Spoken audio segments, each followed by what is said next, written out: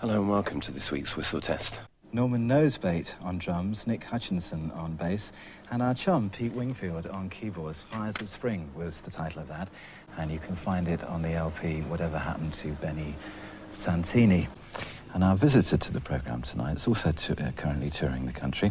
And when I tell you that among the hit records he's had here are Peter Gunn, Because They're Young, Dance with the Guitar Man and Rebel Rouser, you'll know for sure that I'm talking of Duane Eddy. Hard Nosed Highway really seems to me to be a very complex album in terms lyrically. It's more complex, I think, maybe than some of the other things before. How much time did you spend on this new album, Ben?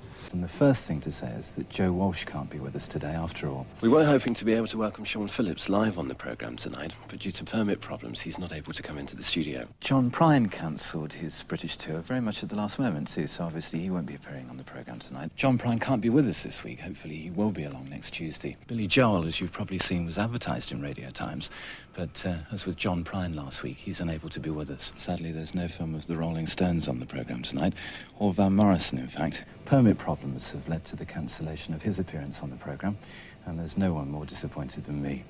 Music from the new Stackridge album, Extravaganza, and that was No One's More Important Than the Earthworm.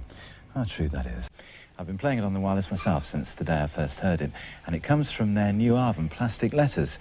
Is that, Deborah Harry, delicious? This is changing. I mean, up until, you would say, this year, it's been pretty negative, to be honest. I mean, and I think that's a lot to do with the fact that so many country artists from the UK, mainstream country artists anyway, tried to copy American artists and sound just like them. And of course, culturally, you just can't. It just doesn't work. That's not to say that through the years there have been some really good, what you'd probably call Americana edge, sort of country style artists in this country. Peter Bruntnell is one that always comes to my mind, the Redlands Palomino Company.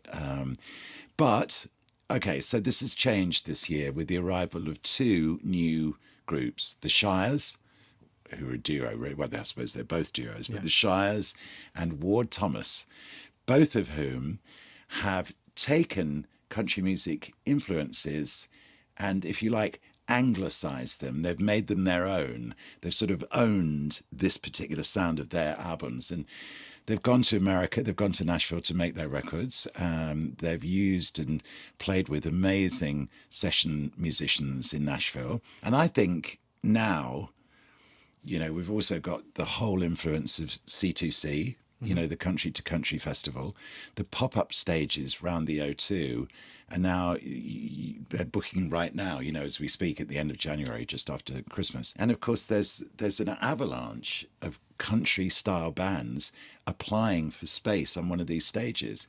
So, you know, with the influence of C2C, the major artists that are coming over to play at the O2, this is all creating an amazing energy, I think, Miles, don't you? That's going to soak through now. I think as we go through the next few years, we'll see more and more artists from Britain making really good country music.